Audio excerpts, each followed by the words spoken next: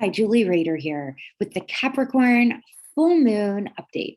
So this is happening on July 13th at 21 degrees and 21 minutes of Capricorn at 11:37 a.m. Pacific time. So adjust for your time zone.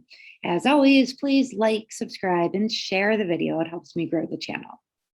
Okay, so this is a really interesting full moon because this full moon is creating a beautiful, easy flowing, harmonious aspect to the North Node and Uranus, which are pretty close to being conjunct in Taurus.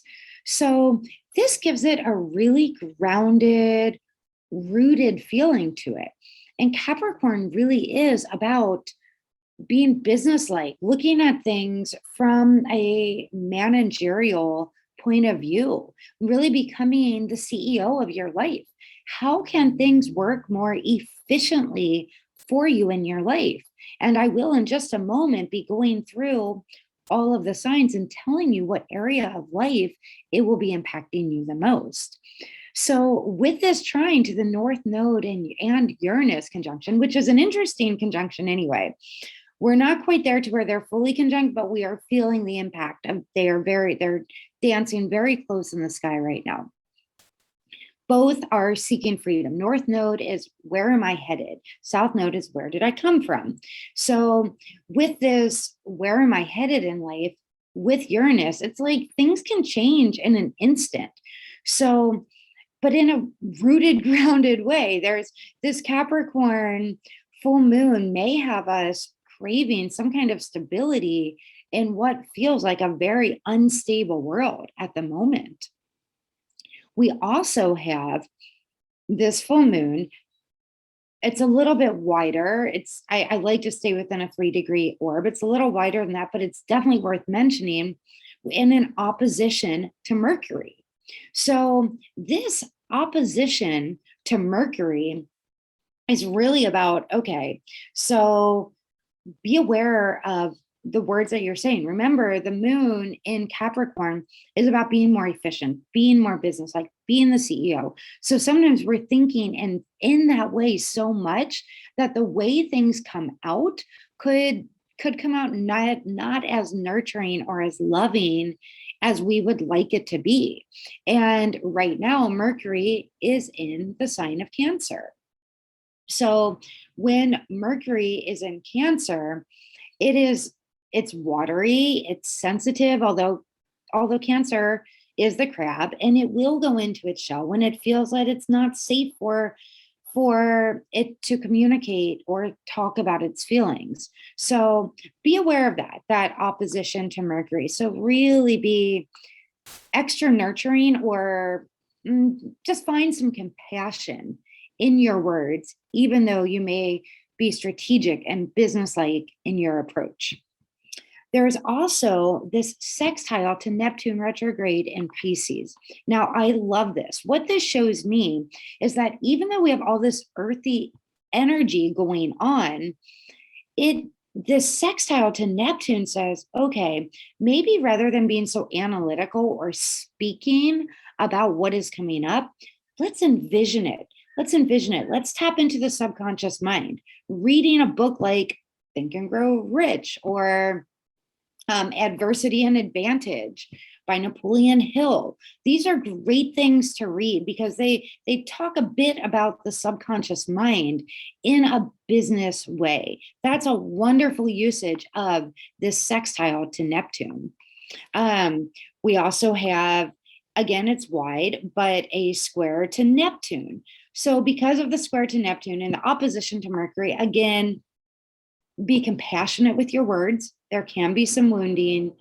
Tap more into the subconscious, because if you tap into the subconscious during this, and it's also, again, wide, it's not exactly conjunct, but it's approaching a conjunction to Pluto in Capricorn. Pluto is death and rebirth. It's transformation. So this full moon, be strategic, but also go inward, meditate.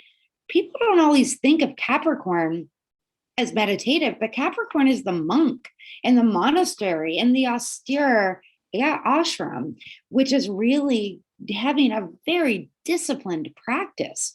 You may this full moon, you may even want to start your spiritual practice, your sadhana again. Um, this would be a great time to start like a 40-day sadhana. Sadhana is a spiritual practice where you commit to a disciplined practice every day of sitting and just observing your breath. Simple. Capricorn is simple and also be strategic. So that's over the overarching themes of what's going on at this full moon. Now I'm going through, as I go through the signs, listen for, well, your sun sign is basically what you know when people ask, what sign are you? You know, I'm March 6th, so I'm a Pisces, but I'm Sagittarius rising and I'm Leo moon. So when I listen, then I'm always looking, or when I'm looking at a full moon, I always listen also to the rising and the moon. And if you know your exact time of birth, you can go to a free site like astro.com, pull it up, and you can see the rising is your AC, your ascendant, and your moon, and listen for all three for a wider, more expansive overall view of how each full moon, each new moon, each major aspect will be affecting you based on what house it falls in your chart. Okay, Aries, this is in your 10th house. So this for you is all about career and social status. So where really this full moon is shining a light on everything I talked about. Think and Grow Rich, Adversity and Advantage. It's in the newest book by the Napoleon Hill Foundation, which I'm reading now. It's wonderful. But something like that would be great for you, Aries, and really learning how to tap into your subconscious mind in a very business-oriented way. Taurus, this is happening for you in your 9th house. So for you, Taurus, this happening in your 9th house is about higher learning and spirituality, or maybe international travel. Maybe it's shining a light on you really wanting to get out there and expand. If you already have a business, you're thinking about, how can I expand throughout the world instead of just in my local neighborhood? Gemini, this is in your 8th house. So this full moon is shining a light on deep psychological themes, also on other people's money. So there could be with this trine to Uranus and North Node, you could really be looking at, okay, where can I have maybe a spontaneous like shift of a paradigm, something that has been deeply rooted in my psyche? Or maybe there is something that happens where money that has been owed to you comes in. So really, again, tap into your subconscious. Know that it is opposing your ruler, Mercury. So be aware of the words, tap more into the subconscious rather than speaking. Maybe paint, meditate, envision, things like that will really be helpful at this full moon for you. Cancer, this is happening for you in your 7th house. It's shining a light on your relationships. It is Capricorn, so it could be business relationships as well, these one-on-one relationships with other people. So again, with the opposition to Mercury, which is in your 1st house, and it is opposing your 1st house. The sun is in your sign, and it's which is opposing your house of relationships. So it really is bringing in your needs versus another person's needs. And how can you voice that in a way that is healing and loving rather than reactionary or defensive or putting others on the defense? Leo, this is happening for you in your 6th house. Leo, this would be a great time for you to start a new health regimen, a new health routine. It'd be wonderful for you to do a cleanse, because this happening in your 6th house, and you also have Pluto there. Wonderful time for detoxification. I know it's summer, it's fun, but now we're moving beyond the 4th of July. So kickstart a cleanse. You could have a lot of really, and at least for the next 2 weeks until the next new moon, you could have a lot of success in excretion of any energy in your body or toxins that that you've been holding on to. Virgo, this is happening for you in your 5th house. This is about children. It's shining a light on children. It is shining a light on romance. It's shining a light on fun.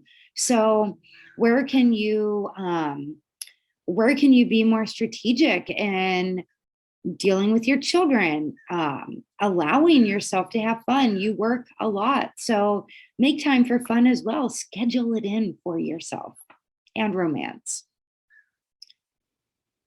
Libra, this is happening for you in your 4th house. This is the house of home and family, shining a huge light on home and family. There could be with this trine to the North Node and Uranus, there could be some sudden changes. Maybe all of a sudden you're like, you know what, it's time for me to move or have a change in my home. Great time for you to make a vision board about it. Maybe not talk about it so much with that opposition to Mercury, but begin to envision it. Scorpio, this is happening for you in your 3rd house, shining a light on areas of study, not so much deep studies, but everyday skills. Maybe there's something you've been wanting to learn. Maybe you're wanting to take a road trip, which could be really wonderful for business or just for pleasure. Or it could have something to do with the neighborhood that you live in.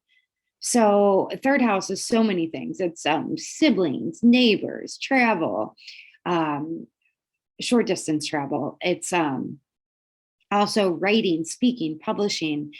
Maybe there's something, it's shining a light on something you're ready to put out into the world and share it with others on social media or in written form. Sagittarius, this is happening for you in your 2nd house. It is time for you to be strategic and business-like and look with Capricorn eyes at how you are spending money, budgeting your money, and really anything to do with finances. Really important this full moon. Don't let this time go by without really making some clear financial goals. When I talk about Think and Grow Rich, advantage and adversity, sorry, that's another great book for you to read. Capricorn, this is your full moon.